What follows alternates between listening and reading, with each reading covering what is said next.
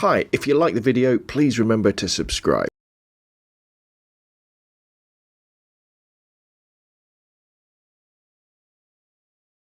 Hi, I'm Rob from robnobphoto.com, and in today's video I'm going to be talking to you about how to get really cheap lenses for your Canon 600D Rebel T3i. Just like the one I got for Christmas.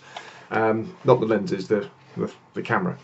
Because as we all know, if you've been watching my videos, I've done some on the lenses you should think about buying as your next one. You know, if you started off with the 18 to 55 kit lens, you may want to get next the 55 to 250 IS, nice lens there. Something like a 50mm 1.8, and then some extension tubes as well to get you really cheaply into macro photography. Or another lens I did a review recently on was the 40mm f2.8, really nice lens. And then, you know, as a budget Canon autofocus zoom, something like an old 100 to 300 autofocus lens. Now, they're all very fine lenses and very nice, but I can really appreciate the fact that they still cost quite a lot of money, even if you're buying second-hand ones. And when I first started back into the world of DSLRs a few years ago, I started off with my I started off getting back into photography with a Fujifilm S5700, which was a tiny little bridge camera. Fantastic little thing. Took beautiful photographs, but after a while, after a couple of years, I wanted to get a DSLR. And as I'm a regular at our local car boot sales, picking up bargains. And I picked up a Canon autofocus film camera. I can't remember which one it was. It might have been an Elan something, or anyway, it was a black plastic body with an autofocus lens on, something like a 28 to 80. And so I thought, right, okay, well, I've got a lens. All I need to do now is buy a body. And so what I did was, a few years later, I splashed the cash and bought a second-hand 350D body for about £200. This is a few years ago. It's funny how DSLRs hold their value, because you could probably still get £100 for that particular body. So anyway, so then I had my DSLR and I had my 28-300, but I didn't have any other lenses, and I didn't really have any money for other lenses as well. But I was aware, because I bought them as well, of lots of other cameras that you can pick up cheap. Film SLRs we're talking about here, like the something like this Fujica, or often there'd be Prakticas or Pentaxes and things. And obviously these all have lenses on, and they're all 35mm, and a DSLR, although the sensor, the crop sensor body is similar size, you know, they look similar, don't they? And I did a little bit of research on the internet and discovered that you could buy these things. Now this is a lens adapter. This particular one is an M42 to EF lens adapter, which means that you can use old lenses from old film SLRs on your new Canon cameras. Really exciting, isn't it? Now, one of the reasons why you can do this so easily with Canons is because of the thickness of the body. There's enough room between any prospective M42 lens and the body to fit this kind of shim in with the adapters for the bayonet to the screw mount on. On lots of other cameras, you can't always do this because the body's either too thick or too thin.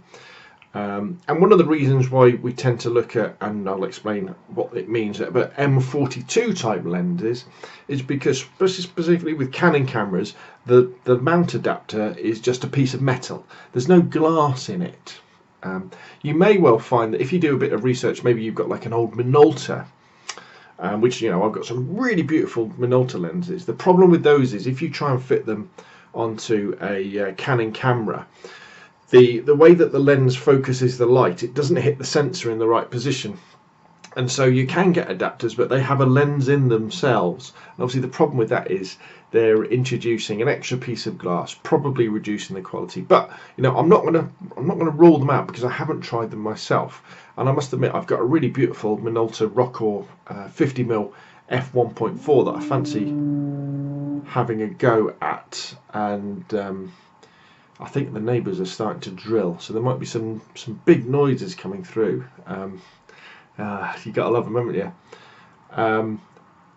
That I would like to use my Canon, but just for now, for this video, we're going to be talking about M42 lenses and cameras like the 600D and the which is the Rebel T3i, or any other Canon DSLRs as well. I'm really sorry about this noise that you're hearing in the background. Hopefully it's not going to go on too often, but I've started, so why don't we crack on? So, you know, what is the mount on these cameras? How did it come about? And, you know, what's in it for us as Canon photographers? Well, what you can see here, this is a Fujica, and it's got a Fuji lens on, and as you can see, to take it off, you unscrew it. It's not a bayonet lens mount, and this lens mount is called an M42. Now I'm just going to go over to Wikipedia now and kind of read off a little bit. So the M40 lens mount is a screw thread mounting standard for attaching lenses to 35mm cameras, primarily single lens reflex models.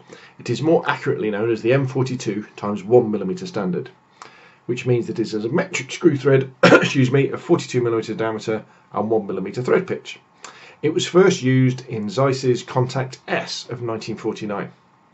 This East German branch of Zeiss also sold cameras under the Pentacon name after a merger with East Germany photographic manufacturers. The name Praktica was used. M42 thread mount cameras first became well known in Japan under the Praktica brand, and thus the M42 mount is known as the Praktica thread mount there. Since there were no proprietary elements to the M42 mount, many other manufacturers used it. This has led to it being called the Universal Thread Mount or Universal Screw Mount by many. The M42 mount was popularised in the United States by Pentax, thus it is also known as the Pentax thread mount, despite the fact that Pentax did not originate it. So that's a little bit about the history. It was used on quite a few different camera makes up until probably the 1970s, I think maybe in the early 1980s, when the screw mount was replaced by bayonet mount. Because the problem with the screw mount is when cameras were going over to autofocus and auto exposure and all this sort of stuff, it's very difficult to get the contacts to line up on a screw mount, where with the bayonet mount, when you put it in and you click it. But the good thing is that means that there's hundreds of thousands of cameras out there that use the M42 mount that we can now buy incredibly cheap if we use one of these M42 adapters that we can use on our new Canon DSLRs, which is really cool, isn't it? Now, you may well be saying, well, where do I get them from? How much should I spend and what's out there? Well, there is a whole range of lenses out there from wide angle, say 28mm, through to telephoto lenses.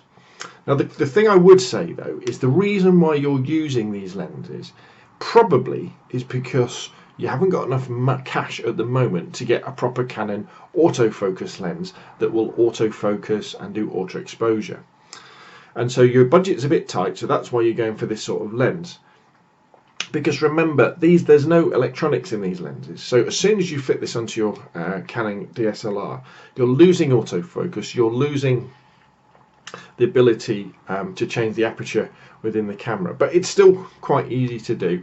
And obviously they're old optics, so they might be a bit of fungus inside, they might be a bit odd, there might be quite a lot of flaring. You might find that you can't focus to infinity. That's a quite classic problem with them, and they often could be quite slow. They have quite high apertures, but that can also be the very reason why you should try them out, because they give you a different look to standard lenses. Some of these, the coatings can be a bit crap on them.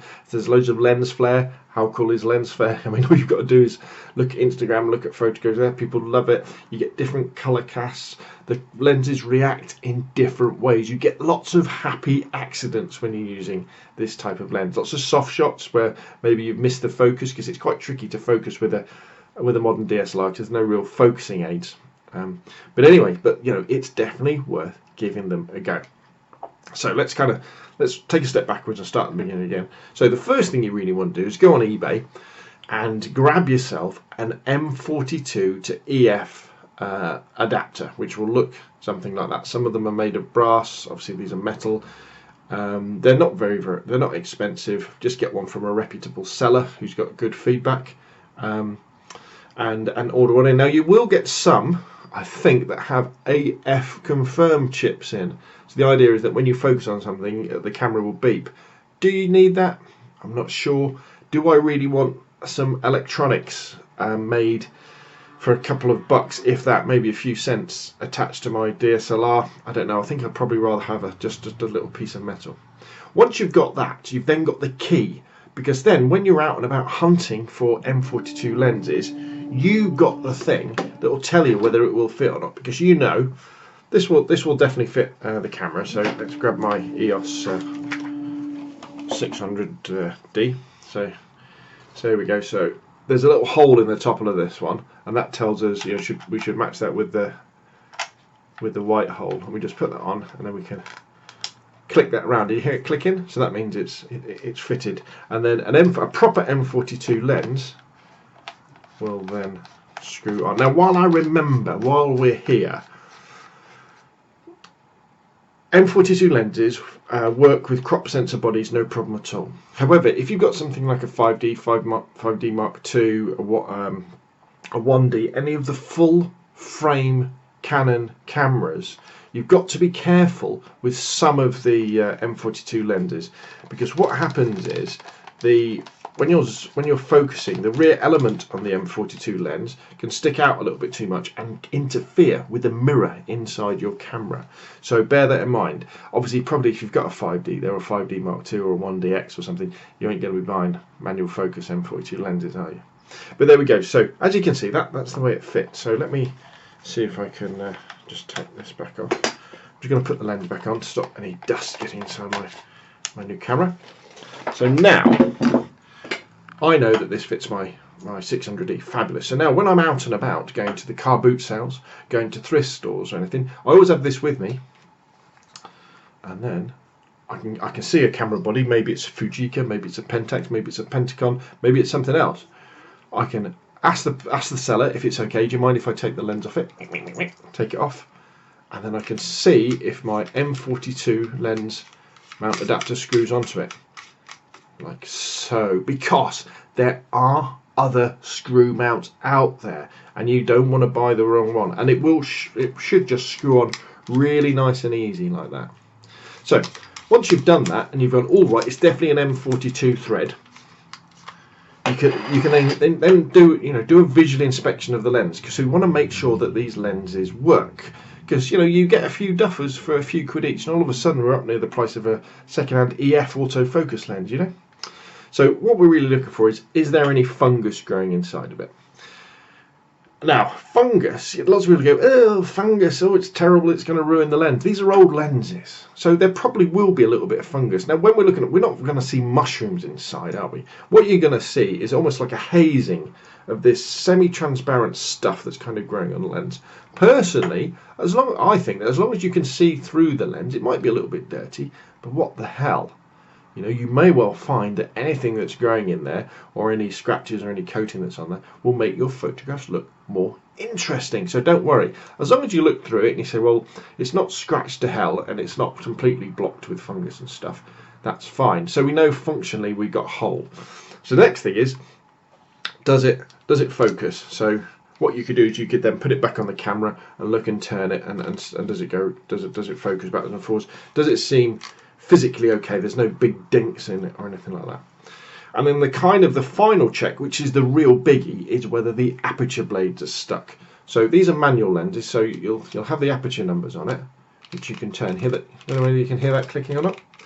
Now, there's a very simple mistake to make, because you may well put it up like that, turn the aperture ring, and there's nothing happening, is there? That's because on the back of the cameras there's a little pin, and you need to have that pin pressed in. So once we press that pin in and then we turn it, see the aperture going backwards and forwards?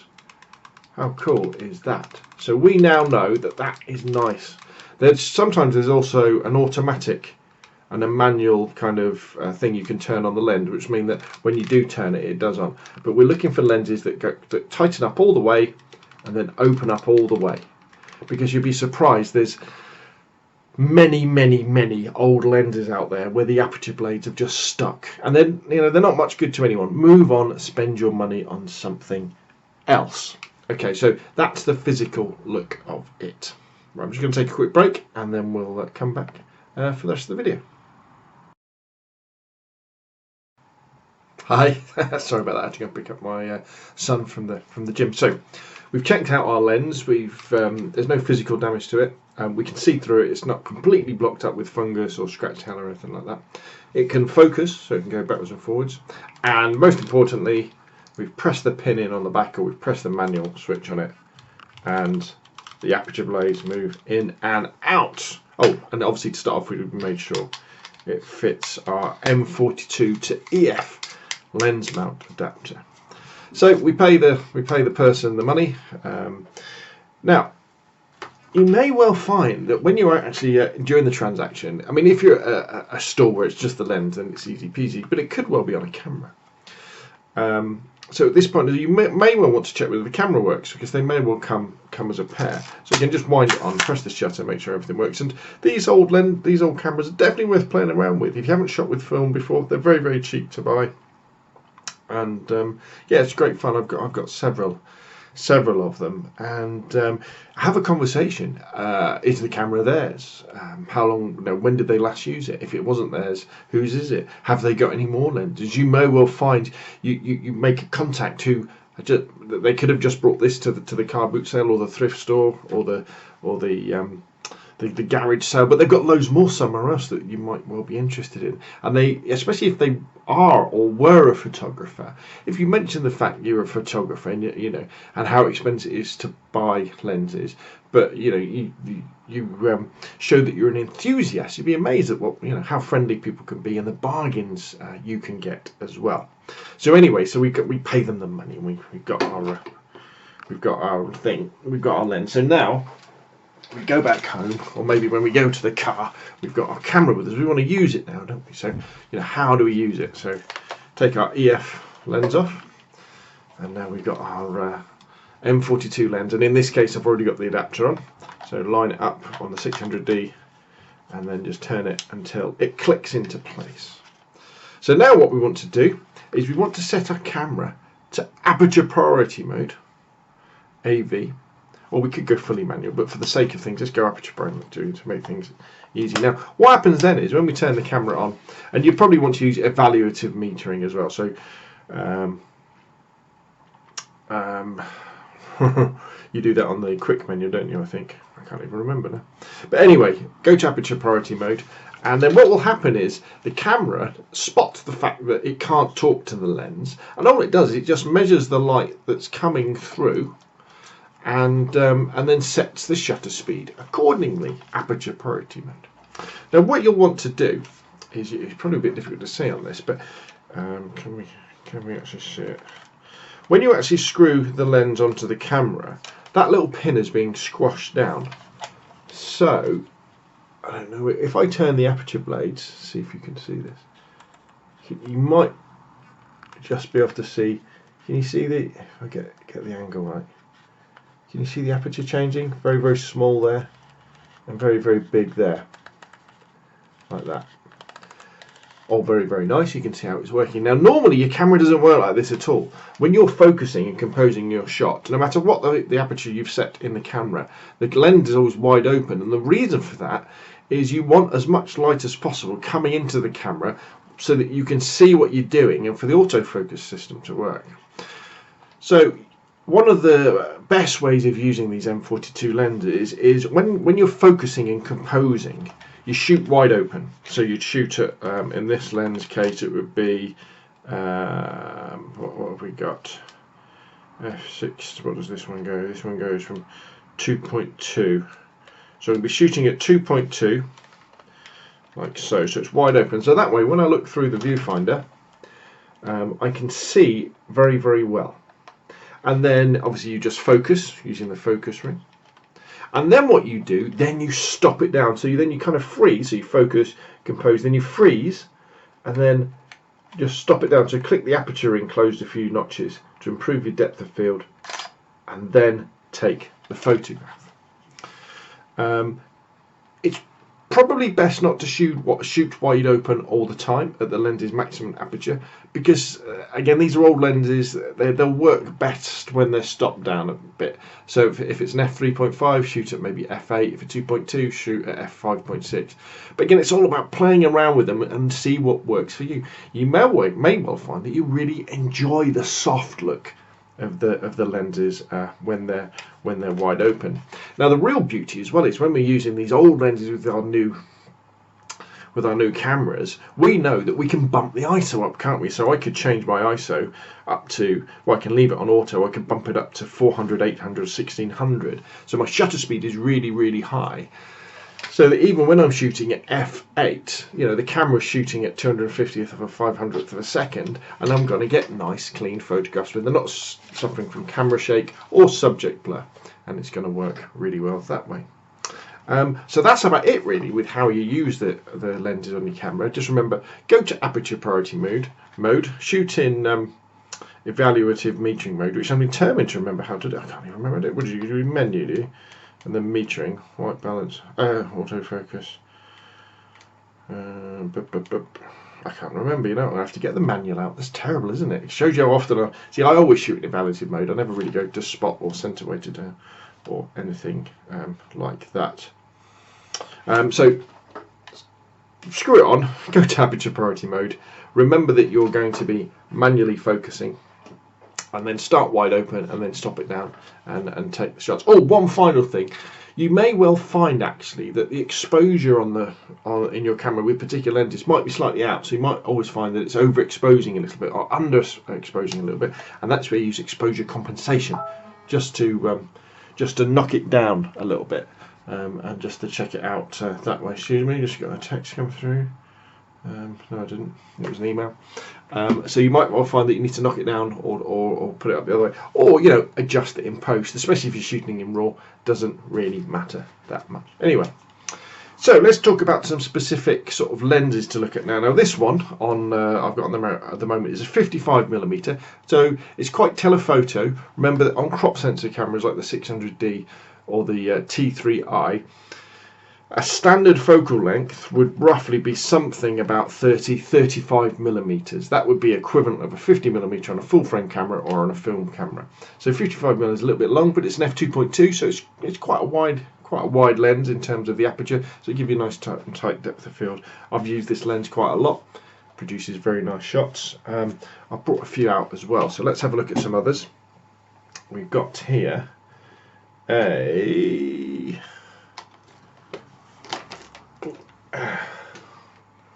this one.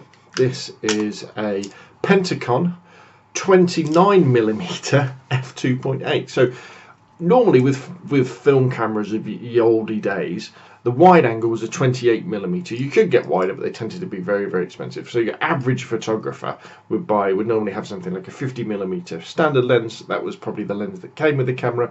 And if they wanted a wide angle, they would get a 29 or a 28mm f2.8.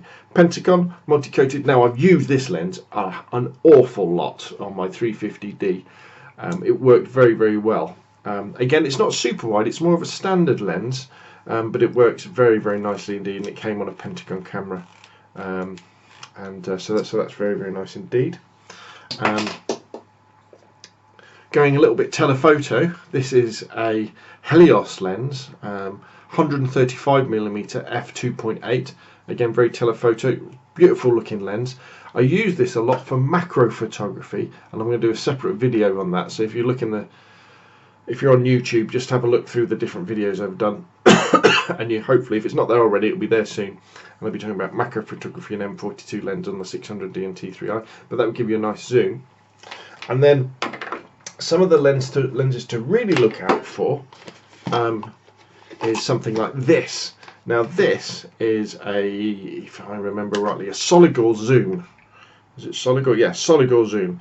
90mm to 230mm, but it's a fixed f4.5. So even at 230mm, it's still got an aperture of 2.5, and you can tell that sort of lens because it doesn't get bigger when you zoom. And this is a particularly nice lens. Again, works very well for macro photography because of the zoom effect. All metal construction, built-in lens head, picked it up for very, very cheap. Never spend much money on these lenses. There's no point. If you end up spending, you know, 20, 30, 40, 50 pounds for these lenses, pretty much soon you've got the same money that you could have bought a second-hand EF lens, which is, you know, especially if it's got IS on it, which is probably more useful to the amateur photographer. But if you can pick them up for cheap, for less than a tenner, then I would say have a go, get them and have a play with them, because you can produce some very, very nice effects indeed. And also you can get these babies. Now this is a teleconverter. This is a Regent teleconverter made in Japan, a 2x teleconverter. So what you do is you put this onto your M42 lens, and then it goes onto the adapter, and that doubles the effective focal length. So then with this one you can get up to obviously 460 millimeters. If you take into effect the crop sensor factor of the camera is about 1.6, let's call it 1.5. So let's call it a 400 millimeter. So that's like a 600 millimeter lens for not much money at all. Now, it isn't going to be the sharpest thing in the world when you're using one of these on, and you're probably going to lose infinity focus. You might not be able to focus at things that are very, very far away. But you know, for the price, you know, probably for the less than £15, that's a lot of glass for your money, and it's definitely worth playing around with to get you used to the idea of shooting with a DSLR with longer lenses before you put in the investment for the expensive glass that way. So now you're saying, well, brilliant, Rob. So, you know, I can get these lenses from car boot sales, thrift stores, and things like that. You know, which one should be looking for? And the answer to that is there are many, many, many ones.